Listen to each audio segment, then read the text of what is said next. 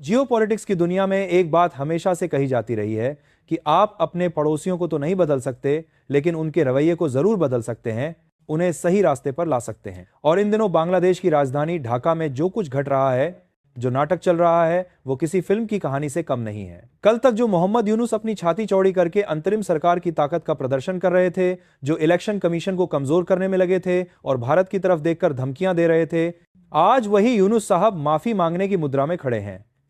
इस वक्त ढाका में बैठे मोहम्मद यूनुस की हालत देखने लायक है। वे सच में घबरा चुके हैं, उनकी नींद उड़ गई है। कल अचानक उन्होंने एक बयान जारी किया जिसमें कहा गया, मॉब लिंचिंग बिल्कुल गलत है, मैं इसकी भर्त्सना करता हूं, जो भी दोषी हैं उन्हें बख्शा नहीं जाएगा।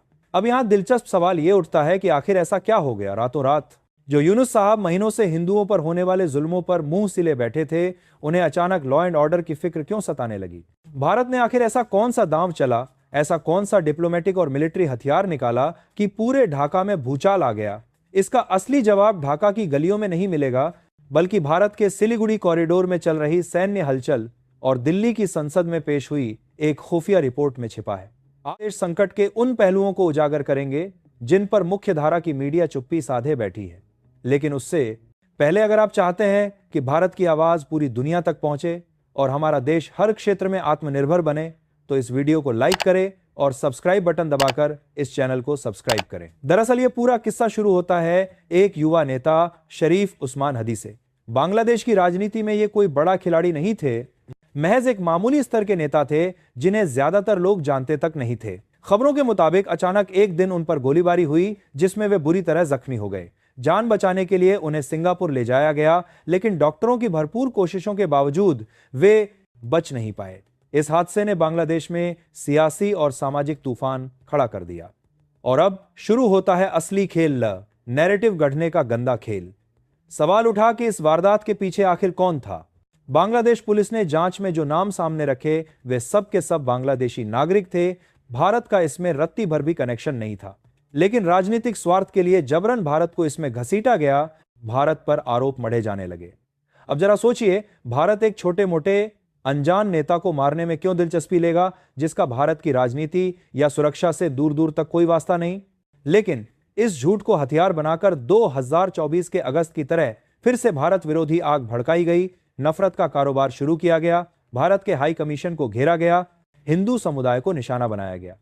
और हद तो यह हो गई कि उग्र भीड़ ने डेली स्टार जैसे अखबारों के दफ्तर तक में आग लगा दी। दिलचस्प बात यह है कि भीड़ चिल्ला रही थी कि यह अखबार शेख हसीना का समर्थक है, जबकि हकीकत में डेली स्टार आजकल पूरी तरह से भारत विरोधी और यूनुस के पक्ष में लिख रहा है।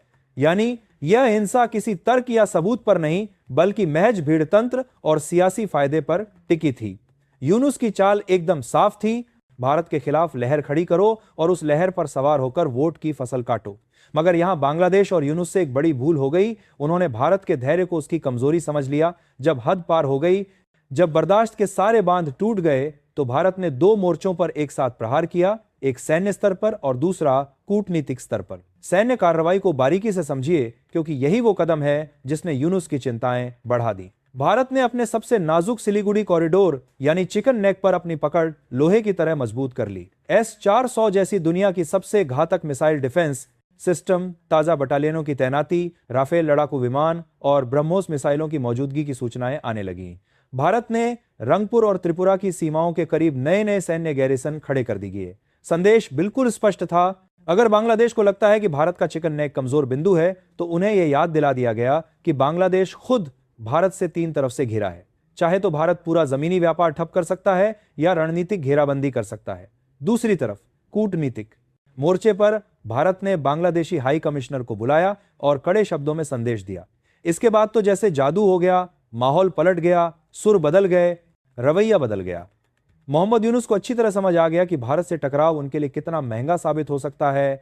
यूनुस का यह अचानक लॉ एंड ऑर्डर का राग अलापना इसी डर की उपज है। हालांकि उनके शब्दों में अभी भी वो ईमानदारी झलकती नहीं दिखती। अब आते हैं इस कहानी के सबसे गंभीर और चिंताजनक पहलू पर। हाल ही में भारतीय संसद की विदेश मामलों की कमेटी ने, जिसकी अध्यक्षता कांग्रेस के शशि थरूर कर रहे हैं, एक ऐसी रिपोर्ट पेश की है जो रीढ़ में सिहरन पैदा करने वाली है। इस रिपोर्ट की मुख्य बात यह है कि आज बांग्लादेश से जो खतरा हमारे सामने खड़ा है, वह 1971 के युद्ध से भी कहीं ज्यादा जटिल और गहरा है। जी हां, आपने सही सुना। रिपोर्ट में जिस सबसे बड़े खतरे की पहचान की गई है उसे जनरेशनल डिसकंटिन्यूटी कहा गया है। यह शब्द सुनने में भले ही थोड़ा कठिन लगे, लेकिन इसका मतलब बेहद साफ और खतरनाक है। 1971 में जिन लोगों ने अपनी आंखों से भारतीय सेना का साथ देखा था, जिन्होंने भारत की मदद को महसूस किया था, वह पीढ़ी अब या तो बूढ़ी हो चुकी है या इस दुनिया में नहीं रही। लेकिन आज जो युवा पीढ़ी बांग्लादेश की सड़कों पर उतरी है, उन्हें 1971 के उस खूनी संघर्ष और भारत के त्याग का कोई अनुभव नहीं है, कोई जानकारी नहीं है। 15 से 25 साल के बांग्लादेशी युवाओं को 1971 की कहानी पता ही नहीं। वे उस इतिहास से अनजान हैं। उनके दिमाग में तो यह बात भर दी गई है कि भारत उनका हितैषी नहीं बल्कि एक प्रतिद्वंद्वी है, एक दुश्मन है। दोनों देशों के बीच जो भावनात्मक रिश्ता था वह टूट चुका है और यही हमारे लिए सबसे बड़ी चुनौती बन गया है। इसके साथ ही वहां आवामी लीग के कमजोर पड़ते ही जो राजनीतिक शून्यता पैदा हुई है, उसे भरने के लिए इस्लामिक कट्टरपंथी तत्व, चीन के एजेंट और पाकिस्तान के साथी तेजी से सक्रिय हो गए हैं। स्थिति इसलिए भी बिगड़ी हुई है क्योंकि बांग्लादेश की अर्थव्यवस्था लगभग ढह चुकी है, वेंटिलेटर पर चल रही है। महंगाई और बेरोजगारी ने आम जनता में भारी असंतोष पैदा कर दिया है और वहां के नेता अपनी विफलता छिपाने के लिए इस गुस्से को भारत की ओर मोड़ रहे हैं। सबसे खतरनाक बात तो यह है कि अब वहां खुलेआम भारत की संप्रभुता को चुनौती दी जा रही है। 1971 की विरासत पूरी तरह मिट गई है और अब तो वहां के नेता मंचों से भारत के नॉर्थ ईस्ट को अलग करने जैसी जहरीली बातें करने लगे हैं, जो सीधे सीधे भारत की एकता और अखंडता पर हमला है। इस रिपोर्ट में एक सकारात्मक पहलू भी है। भारत सरकार की रणनीति की सराहना की गई है। यह बात उजागर की गई है कि भारत ने मोहम्मद यूनुस को संपूर्ण बांग्लादेश का प्रतिनिधि नहीं माना है। भारत की नीति वहां की आम जनता को केंद्र में रखकर बनाई गई है, क्योंकि सरकारें तो बदलती रहती हैं लेकिन पड़ोसी देश तो वहीं रहते हैं। निष्कर्ष यह निकलता है कि 1971 में चुनौती एक सेना को हराने की थी, लेकिन 2025 में चुनौती उस जहरीली नफरत को खत्म करने की है जो युवा पीढ़ी के मन मस्तिष्क में भरी जा रही है। शुरुआत में जब हिंदुओं पर हमले हो रहे थे तो यूनुस और उनकी सरकार ने पूरी तरह से मौन साध लिया था। ना कोई सख्त प्रतिक्रिया आई, ना कोई त्वरित कार्रवाई हुई। इस खामोशी से साफ लग रहा था कि उग्र तत्वों को जानबूझकर खुली छूट दी जा रही है ताकि राजनीतिक फायदा उठाया जा सके और अपने विरोधियों पर दबाव बनाया जा सके। लेकिन जैसे ही भारत ने कड़ा रुख अपनाया और अंतर्राष्ट्रीय मंचों पर सवाल उठने शुरू हुए, यूनुस के लिए स्थिति संभालना मुश्किल हो गई। और फिर आया 19 दिसंबर का वह दिन जब अचानक पूरा परिदृश्य बदल गया। मोहम्मद यूनुस ने खुद अखबारों के संपादकों को फोन लगाया और कहा, मैं बहुत दुखी हूं, सरकार आपके साथ खड़ी है। लेकिन यह कोई दिल से निकला बयान नहीं था, यह महज राजनीतिक मजबूरी थी। दबाव इतना बढ़ चुका था कि अब चुप रहना खतरे से खाली नहीं था। भारत के इस दोहरे दबाव, सीमा पर सख्त संकेत और कूटनीतिक स्तर पर कड़ा संदेश ने ढाका में हलचल मचा दी। जो यूनुस 18 दिसंबर तक भारत को ललकार रहे थे, वही 19 दिसंबर तक पूरी तरह नरम पड़ गए, उनका लहजा बदल गया। इसके बाद यूनुस सरकार को औपचारिक तौर पर हिंसा की निंदा करनी पड़ी, बयान जारी करना पड़ा। सरकार के प्रेस सेक्रेटरी शफीक उल आलम, जो पहले भारतीय पत्रकारों के खिलाफ कड़वे शब्द बोल चुके थे, उन्हें भारतीय मीडिया के सामने भावुक होकर माफी मांगनी पड़ी।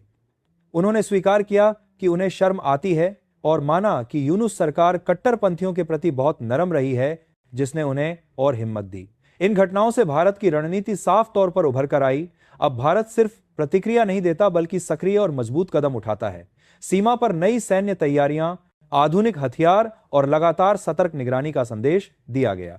कूटनीतिक स्तर पर भारत ने साफ कर दिया कि उसकी नीति किसी एक सरकार पर केंद्रित नहीं बल्कि वहां की जनता पर केंद्रित है। संसद की विदेश मामलों की कमेटी ने भी इस दृष्टिकोण की प्रशंसा करते हुए कहा कि भारत ने यूनुस को पूरा बांग्लादेश नहीं माना बल्कि वहां की आम जनता के हित में अपनी नीति तय की है।